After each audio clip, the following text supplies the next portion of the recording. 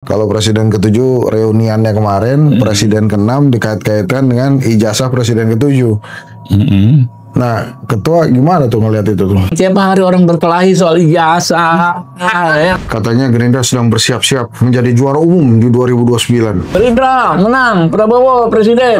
Boleh nggak ngomentarin apa case-nya Tom Lembong sama Hasto tuh? Tidak memperkaya diri sendiri, ya. Tapi memperkaya orang lain. Memperkaya orang lain itu seperti apa konstruksinya? Diplomat muda tuh kelihatan Komisi 3 juga nggak? Ya, kalau yang seperti itu kita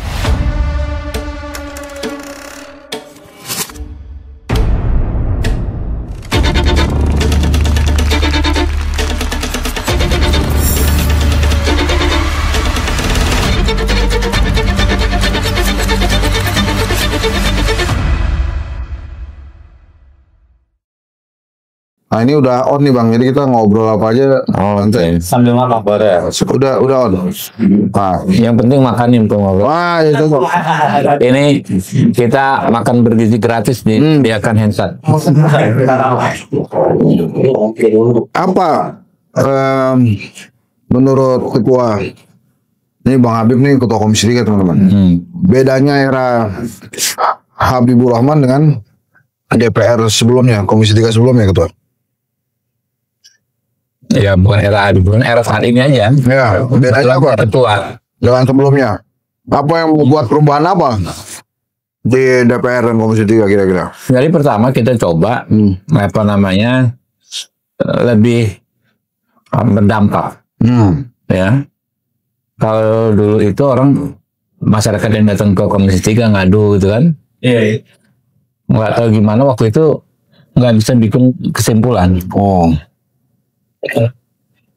Tadi kalau cuma RDPU begini, ya ada masyarakat namanya RDPU, rapat dengar pendapatku umum, bukan rakor. Kalau rakor kan dengan mitra. Kalau RDPU itu nggak bisa bikin kesimpulan Pak, kita cuma menampung saja. Nah, jadi sejak saya wakil ketua tempatnya di pertengahan periode kan saya wakil ketua, saya cek kenapa kok cuma kita menampung, karena biasanya begitu loh. Biasanya dasarnya apa? Ya kan? Saya cek di MD3 nggak ada. Karena kan orang datang ke kita mesti kasih ini dong, solusi dong. Ya. Nah akhirnya kan kita harus ada kesimpulan. Kesimpulan itu kan rekomendasi harus ditindaklanjuti. Makanya terbongkarlah ya kasus ini, kasus Dini Sera yang di Surabaya. Dia meninggal, dibunuh sama pacarnya. Yang dilindas itu, divonis bebas. Waktu itu kesimpulan kita adalah kepada KY dan Bawas Mahkamah Agung serta polisian untuk cek nih masalah hakim ini masalah enggak gitu loh. Ya, mereka akhirnya tertangkap tipikor tuh. Lalu kasus yang ada tahanan meninggal di Polres Kota Palu. Dikatakan karena sakit, gitu kan? Kesimpulan kita adalah harus dicek lagi nih, propam harus turun lagi. Cek ternyata dibunuh kan, dianiaya, dan orang yang bunuh sudah di polisinya ya, kalau nggak salah Tahti. Tambah itu Dia Tahti, apa lah saya nggak tahu lah jabatannya, tapi yang jelas penjara di situ dihukum, udah menjalani pidana sekarang kan, karena ternyata dibunuh tuh orang yang ditahan itu. Artinya memang sebisa mungkin kita berdampak lah ya, walaupun kita sebenarnya bukan lembaga teknis, tapi kalau orang datang ke kita kan kita pengen mereka cari solusi bos. Nggak, kalau kemarin misalnya sudah dikeluarkan rekomendasi terus tidak dijalankan oleh aparat tuh ada hukumannya? Ya ada dong ya, hukumannya bukan pidana tapi aparat kan pasti kaitannya dengan kita anggaran dan lain-lain sebagainya kan. Ya. Tapi setahu saya semuanya diikuti. Kayak yang di Sumatera Barat ada anak yang meninggal itu. Di jembatan itu kan waktu itu kan nggak bisa diekshumasi kalau nggak salah. Dan minta langsung. Itu juga ada banyak lah ya yang kita bilang tolong dicek dulu apakah perkara dilanjutkan, perkara struktural ya kebanyakan kan ya. oleh mitra kita dipatuhi. Oh, jadi harus dipatuhi. Ini kemarin saya dengar ada menuai respon positif dari masyarakat Tapi tidak dari teman-teman Komisi 3 gara-gara minta izin reses tetap melanjutkan rapat tentang KUHAP. Itu gimana ceritanya ketua tuh? Nggak apa-apa itu dilanjutkan, tetap pas reses melanjutkan rapat teman-teman komisi yang lain. Iya, jadi gini, kita itu kan kalau membahas undang-undang, batas psikologisnya itu 2 kali masa sidang, Pak. Atau paling lama 3 kali. Kalau sudah itu ya pasti sudah redup lah itu. Nah, KUHAP kan sudah 1 kali masa sidang. Kita ada teman-teman ya pengen kalau bisa reses dibahas, tapi banyak juga kan teman-teman kan daerah pemilihannya jauh, ya, sehingga nggak bisa mereka ini di masa reses untuk membahas KUHAP. Anggota panja kan ada yang di Maluku, ada yang di mana, sehingga ya udah kita tunggu reses selesai tanggal 18 Agustus kita masuk lagi bahas KUHAP lagi. Tapi besok itu kan anggaran, Pak, penjadwalan pembahasan anggaran itu agak lama juga. Mungkin ada 2 minggu ya, itu kita full anggaran. Nah, sisanya berarti kan sekitar ya 2 minggu juga efektif tuh, 3 minggu baru bahas KUHAP lagi. Cukup atau enggak? Kalau besok udah enggak cukup kan berarti sudah 2 kali masa sidang. Nah, kalau sebagian orang kan ada keinginan ya kalau bisa segera selesai. Kalau nggak selesai, momentumnya udah lewat, ya bisa jadi kita nunggu 12 tahun lagi, Pak. Padahal kan 2026 KUHP-nya berlaku. Kalau itu harus menurut kita, menurut pemikiran kita. Kalau nggak bisa ya juga bukan berarti langsung kiamat juga gitu. Kalau pemikiran kita kan idealnya harus. Kenapa? Itu kan yang namanya restoratif justice, yang namanya vonis pemaafan ya oleh hakim, itu kan harus ada diatur di undang-undang acaranya, hukum acaranya. Dari hukum formil ke hukum materialnya kan harus ada. Pelaksanaannya gimana? Juga hukuman mati juga pelaksanaannya gimana? Hukuman mati kita kan sekarang ada corak baru. Berlaku 10 tahun lagi kalau memang orang itu tidak menunjukkan itikat baik. Pelaksanaannya seperti apa? Itu kan idealnya diatur di KUHAP. Kalau enggak ya kayak kita lah terbiasa menghadapi masalah, tunggu masalahnya datang baru kita pikirin. Saya juga belum ada referensinya gitu kan. Jadi kalau teman-teman bilang mau dibongkar ya silakan, kita kan dengan aspirasi. Cuma kan kita ini kan pengalaman saya nih di Dewan ya. Kalau udah kayak begini ya kita nggak besar lagi harapan KUHAP ini bisa selesai di periode ini, gitu loh. Yang makin pesimis. Kenapa? Dari segi ikhtiar kita pengen terbuka, pengen partisipasi publik semaksimal mungkin. Menurut saya pribadi nih, saya ngomong, udah nggak sanggup lagi lebih terbuka lagi, lebih partisipatif dari ini. Udah semua kita lakuin. Sampai rapat Timsin aja kita bikin live. Kata orang agak gila juga nih ketua Komisi 3. Timsin itu orang ngedit tulisan gitu loh. Dibikin live, apa yang di live-in gitu kan. Itu pertama kali nih, kayak sepanjang DPR berdiri. Kalau itu masih bilang nggak transparan, nggak terbuka, ya kan, tentu ini bisa mempengaruhi bos-bos kami nih, pimpinan-pimpinan fraksi. Kalau pimpinan fraksi udah, ini KUHAP ini bikin DPR jelek, udah hold dulu. Kalau di hold itu bisa 12 tahun. Loh, 2012 sidang pertama di hold. Waktu itu isunya kurang lebih sama lah, ya kan ya. Ada kelompok yang ingin seperti A, ada kelompok ingin seperti B. Tapi intinya ributlah soal KUHAP. Ya. Alhasil berhenti, 1 periode lewat, 2 periode lewat. Itu kan 2012. 2014 kan ada pemilu. Sampai 2019 nggak ada kan tuh KUHAP. 2019 ke 2024 kan nggak ada lagi dibahas. Karena untuk menginisiasi dibahas undang-undang ini kan kita ya mesti menunggu orang yang punya passionnya gitu kan. Iya nggak bos? Iya, iya. Ada nggak ketua komisi 3 ya kan mau berinisiatif, oh undang-undang ini penting. Ya nggak ada ya. Nggak tahu ya, kita berharap ada ya. Coba kalau nggak ada ya 12 tahun lah ukurannya. Sementara ya kita berbicara seperti ini, korban KUHP 81 itu kan KUHP order namanya. Ya, ya. Kalau saya ngomong agak kasar boleh nggak? Itu namanya KUHP order baru lah. Itu kasar tuh biasa aja. Ya. Kalau korban KUHP order baru itu tiap hari terus bertambah, bos. Kemarin saya baru kedatangan namanya Tony Budiana kalau nggak salah, advokat ya, korban KUHP 81. Dia dikriminalisasi ketika membela kliennya, ya kan ya.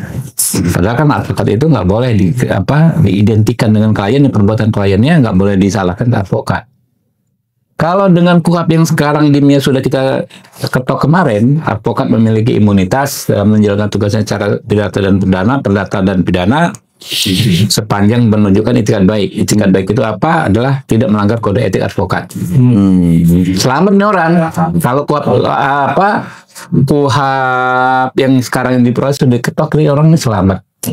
Tapi ini fenomena umum. Advokat itu paling sering diserang duluan karena kan dia pertahanan, ya kan, yang membela kliennya kan. Banyak macam-macam ya. Kalau nanti ketua korban order baru, KUHP yang terbukti korban order baru, ya. Jadi kayak begitu Om. Iya, terus saya nggak bisa pertanyaan ketua. Tanya kemarin, ya kan, ya LBH nanya, pernah nggak Komisi 3 mengundang korban? Ini kayak Mata Naswa dia ngomong, come on, ya kan? Kalau dia tanya, ya bos mohon maaf, Habibur Rahman ini korban KUHP gitu kan. Zaman Orde Baru saya ditangkap berapa kali karena KUHP-nya ya itu KUHP Orde Baru, nggak memberdayakan, nggak ada hak tersangka, nggak memberdayakan advokat. Setelah saya lulus kuliah, saya jadi advokat publik, ya, advokat LSM gitulah, LSM advokat gerakan. Itu juga korban KUHP. Kita sebagai advokat cuma duduk diam dengar catat. Ketika saya berpartai, masuknya partai oposisi kan waktu itu kan. Jadi advokatnya kaum oposisi, ya korban KUHP lagi kan. Terus saya kuliah S2, S3 saya di di UNS saya ngambil soal KUHP ini juga, soal restoratif justice, kaitan sekali dengan KUHP. Jadi kita paham sekali nih KUHP ini. Mulai saya merasakan sendiri, saya mengadvokasi sendiri, ya kan, saya belajar sendiri. Kemudian di Komisi 3 5 tahun tiap hari mendengar orang datang mengeluhkan soal hukum acara pidana. Jadi dia nanya nih bocah, nih orang nih, ya kan, hamba Allah ini, nanya pernah mengundang korban nggak gitu kan? Ya, kita bukan mau gagah-gagahan dalam aspek itu gitu kan ya. Ya tapi saya harus bilang saya paham banget deh. Celah masalahnya KUHP ini saya paham banget. Itu yang menjadi keinginan saya untuk mendorong saya untuk secepat mungkin membuat KUHP yang baik lah ya. Karena tiap hari bos, tiap hari kita udah, coba bayangkan ya kasus-kasus kayak penganiayaan itu yang di Palu itu, itu kan nggak akan terjadi kalau pengacaranya, advokatnya maksimal mendampingi, ya nggak? Kalau advokatnya masuk aja susah, kemudian ngomong aja nggak boleh, keberatan nggak boleh. Iya, terjadilah kekerasan dalam penahanan itu, nggak ada ini CCTV. Tapi memang sering banget CCTV rusak tiba-tiba tuh. Iya, makanya. Itu yang kita mau ini beresin ya ketua ya. Jadi pandangan saya, siapapun berkuasa, yang paling penting hukumnya, regulasinya diperbaiki. Karena kita ini kan nggak lama di kekuasaan, paling hebat kita 10 tahun berkuasa. Ya, KUHP ini kan mengatur semua orang gitu kan. Kalau sekarang enak ketua Komisi 3 itu kan. Ya kalau kita nggak di kekuasaan, ada amit-amit ya, keluarga kita ada masalah, saudara kita, ya kan, rekan kita. Makanya beresin yang ada sekarang, aduh, nggak bisa Pak. Apa boleh nggak agak-agak beda topik nih? Iya. Boleh nggak ngomentarin case-nya Tom Lembong sama Hasto tuh? Kan banyak sekali kontroversi di masyarakat lah ya, terutama yang Tom Lembong lah. Wah ini begini, oh ini begitu. Kalau di Komisi 3 pernah dibahas itu case-nya Tom Lembong kan pernah malah jadi viral. Iya kan, Tom Lembong waktu bersama kan. Cuma ya nggak apa-apa, kita terus kasih masukan juga ke penegak hukum kita, ya. Apa namanya, penyelesaian kasus itu seperti apa sih orientasi sebenarnya, gitu kan ya? Apakah pengembalian kerugian keuangan negara, ya kan ya? Lalu khusus Tom Lembong, misalnya, ya, tidak memperkaya diri sendiri, ya, tapi memperkaya orang lain. Memperkaya orang lain itu seperti apa konstruksinya? Apakah dia ada kerjasama yang terbukti? Oh, oke ya, saya bikin kebijakan ini, nanti kamu saya untungkan ya. Apakah itu orang lain tak diuntungkan itu karena dampak logis, dampak natural dari bisnis? Orang kan kalau bisnis kan harus untung loh, bos. Termasuk bisa bisnis apapun lah, gula apa namanya, kan harus untung. Kalau ada orang mendapatkan keuntungan dari bisnis, ya kan ya, ya apakah karena ada kerjasama membuat suatu kecurangan menguntungkan orang itu? Nah, ini yang sampai sekarang kita belum clear sebetulnya. Saya juga belum clear. Nah itu deh. Ya, harus untung dong orang bisnis, nggak mungkin rugi, ya kan? Nggak mungkin mau rugi. Orang terlibat dalam usaha nggak mungkin mau rugi. Jadi ketua masih memantau ini kan dia Ya, kita kasih masukan, ya silakan banding, ya kan ya, gunakan hak seluas-luasnya ya untuk membela diri ke Pak Tom Lembong ini. Ya ya.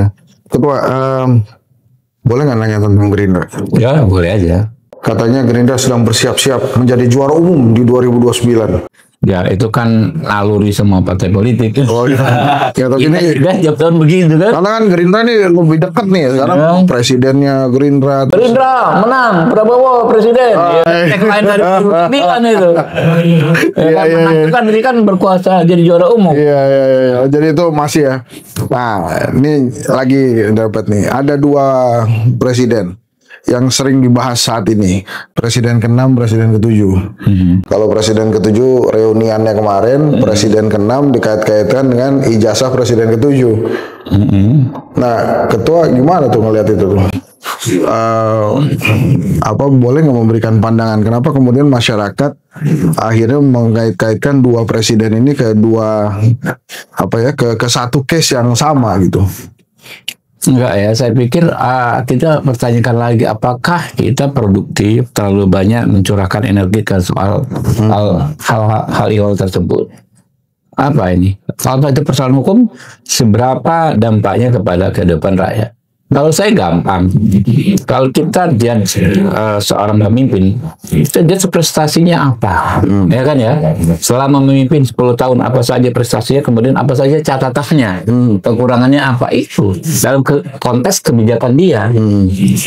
Jadi ini sudah out of date bicara hal seperti ini. Kalau kontestasi persaingan dulu ya kan menjadi waktu mau running governor ya gubernur ya kan mau presiden persoalkan boleh. Tapi kan ini sudah lewat, Sudah selesai lagi.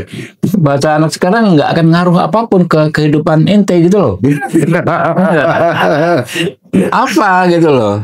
Jadi apakah produktif kita sebagai bangsa besar yang mempersoalkan hal tersebut? Saya diajarin Pak Prabowo, hargailah pemimpin Anda, mantan-mantan pemimpin Anda seberapapun baik dan buruknya. Ya, jangankan hal kecil soal ijazah. Misalnya Pak Harto dengan berbagai kontroversinya ya. Bung Karno, ya, macam-macam lah mantan pimpinan kita. Ajaran Pak Prabowo tuh hargailah, selalu nilai yang positif dari pemimpin-pemimpin kita, ya kan. Benar salah politik itu kadang-kadang kan tergantung sudut pandang itu, Pak, nggak akan selesai kita, ya kan. Tapi apa legacy yang bisa ini? Itulah kenapa kita perlu itu yang kita perlukan persatuan, bos. Kalau kita cari segala macam hal kecil begitu, kita ribut terus, gitu kan. Ribut nggak produktif. Sekarang lagi susah nih kita, bukan lagi susah, lagi selamatin kita satukan energi, sukseskan MBG ya, ya kan, koperasi merah putih, sekolah rakyat, program-program yang populer nih, ya, program kerakyatan ya kan ya.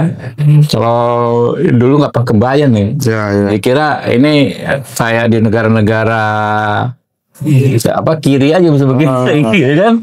Tapi ini luar biasa program-program gini. Ketika kita berupaya mensukseskan nih, tapi narasi muncul yang muncul tiap hari orang berkelahi soal ijazah, ya kan?